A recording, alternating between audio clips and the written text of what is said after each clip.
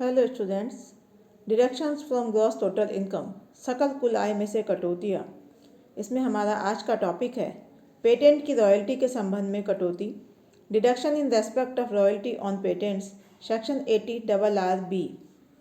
यदि किसी करदाता की सकल कुल आय में पेटेंट की रॉयल्टी की आय सम्मिलित है तो उसे निर्धारित सीमा तक कटौती प्रदान कर दी जाएगी, बशर्ते वह निर्धारित शर्तों की पूर्ति कर देता है। आवश्यक शर्तें हैं। इस धारा की कटौती निम्नलिखित शर्तें पूरी करने पर ही दी जाती है। ए, इस धारा की छूट केवल व्यष्टि करदाता इंडिविजुअल टैक्स पेयर को ही दी जाती है यदि वह भारत में निवासी है, रेजिडेंट है। करदाता किसी पेटेंट का स्वामी है। पेटेंट के स्वामी से आशय ऐसे व्यक्ति से है जो किसी आविष्कार का प्रथम एवं वास्तविक आविष्कारक है तथा इसका नाम पेटेंट अधिनियम 1970 के अनुसार पेटेंट रजिस्टर में पेटेंट के स्वामी के रूप में दर्ज है। सी, पेटेंट का पंजीकरण पेटेंट अधिनियम 1970 के अंतर्गत 1 अप्रैल 2003 को या उसके बाद हुआ है। ऐसे पेटेंट के संबंध में रॉयल्टी की आय को गत वर्ष की सकल कुल आय में सम्मिलित किया गया है। रॉयल्टी में एकमुश्त प्रतिफल भी शामिल है। ऐसी रॉयल्टी के संबंध में ऐसा अग्रिम भुगतान जो वापसी योग्य नहीं हो, रॉयल्टी ही माना जाएगा। करदाता को निर्धारित प्रारूप में एवं निर्धारित अधिकारी द्वारा हस्ताक्षरित फॉर्म नंबर 10 CCD में एक प्रमाण पत्र प्राप्त करना होगा तथा इस प्रमाण पत्र को अपनी आय के विवरण के साथ संलग्न करना होगा। नेक्स्ट, कटौती की सीमा।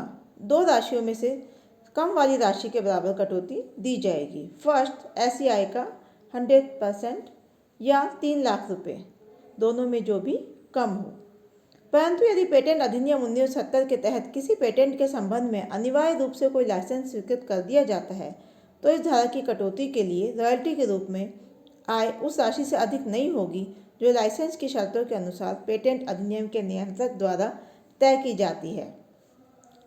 इस धारा के अन्य प्रावधान हैं। फर्स्ट, विदेश में अर्जित आय। यदि ऐसी आय विदेश में अर्जित की जाती है तो इस धारा की कटौती लेने के लिए आवश्यक है कि करदाता या उसकी ओर से अन्य कोई व्यक्ति ऐसी आय को गत वर्ष की समाप्ति के बाद 6 माह के भीतर अथवा सक्षम अधिकारी द्वारा बढ़ाई गई अवधि के भीतर परिवर्तनशील विदेशी मुद्रा में भारत में ले आए। इस दशा में यह भी आवश्यक है कि करदाता निर्धारित प्रारूप में फॉर्म नंबर 10H में भरा हुआ एक प्रमाण पत्र निर्धारित अधिकारी से प्राप्त करे तथा उसे अपनी आय के विवरण के साथ संलग्न करे। दोहरी कटौती नहीं।